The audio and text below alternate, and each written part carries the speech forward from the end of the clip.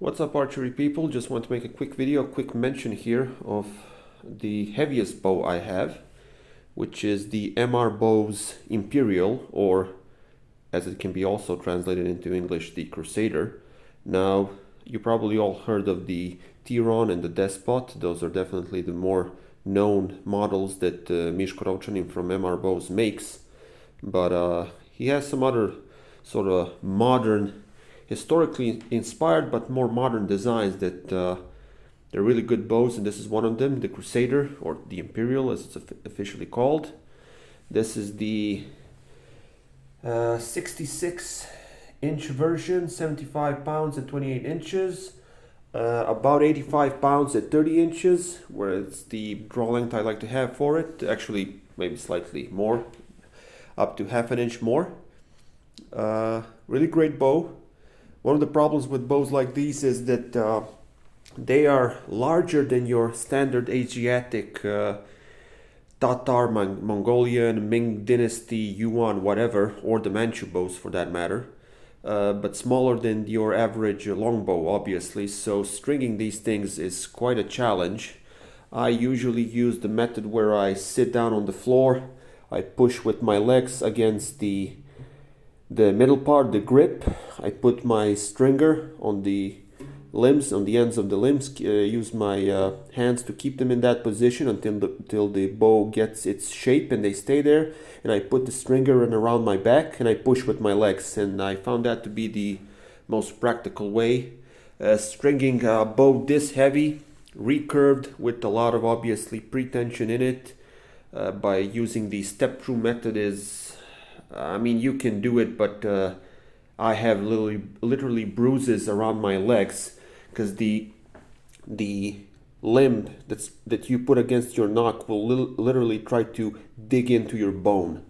So I don't advise it. One of the things I actually also wanted to mention is the arrows for it. Now, I haven't been shooting this bow a lot, to be honest, because I was having so much fun with my 70 pounds, actually 75 to 77 pounds at 30 inches Elm longbow and the Alibow H1.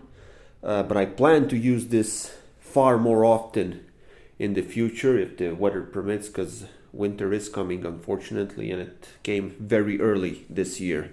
Very early. Too early for my taste anyway. I was using mostly these bamboo 30.5-inch, 30 and 2/3 of an inch arrows, 9mm bamboo at the front. This is the 220 to 230 grain ash blunt tip that I made myself. Field friendly orange fletchings and a vermil type M-Nock.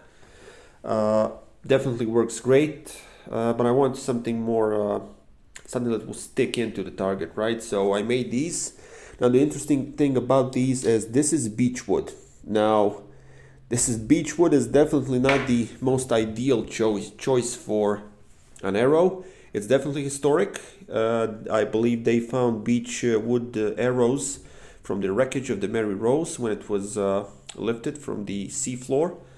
You just have to be more strict with the type of wood you choose when you select them initially from the dowels. But if you find good wood, if the grain is straight as is, obviously it will never be as straight or as dense, the ring count and so on, as you can find with pine, but it can work.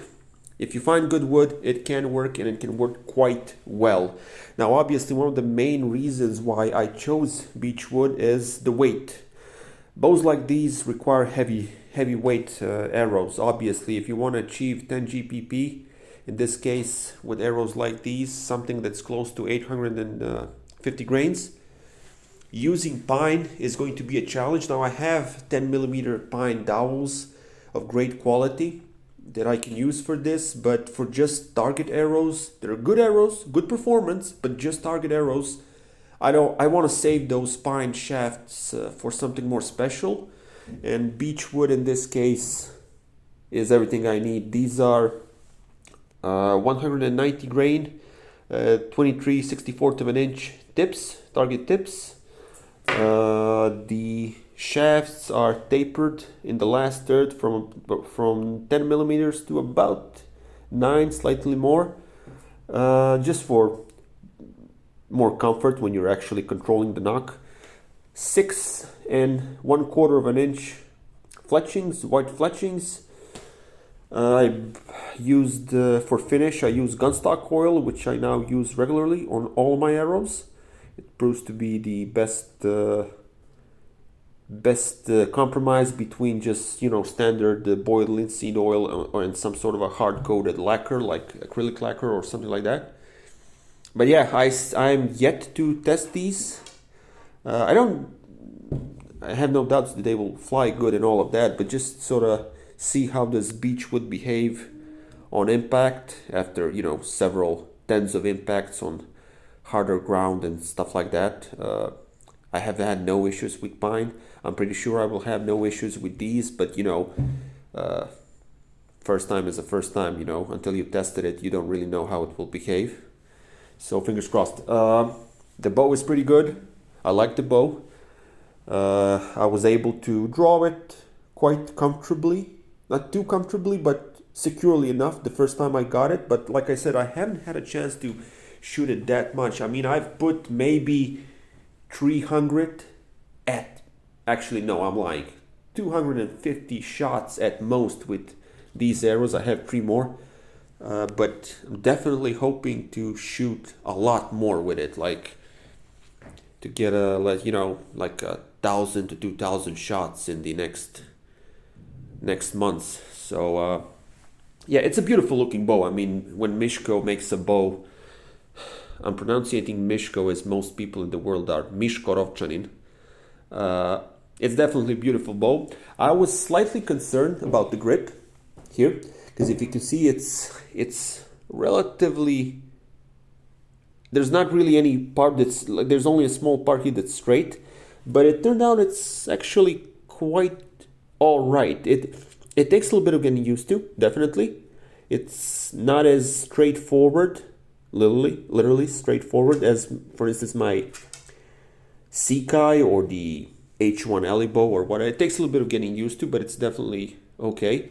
The bows, this model specifically, because it's a more modern looking but historically inspired design, it originally has a shelf, which I asked Mishko to remove to just make a standard grip. The arrow pass is definitely not too wide. It's definitely historic. I mean, most longbows and whatnot have a much thicker here. So this is, I don't know, this is my index finger.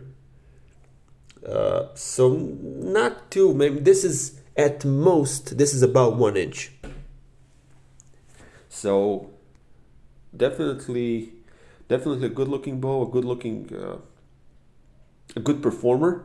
I haven't obviously put it through the chrono, but judging by the design, I'm pretty sure this thing will send a flight archery optimized arrow quite a long ways, probably 300 meters if it's made good. But and I'm actually hoping to do that as well, a test like that. But for now, hoping to at least put it, let's say, 1,000 shots with these 5 arrows, hopefully in the next coming month and a half or 2.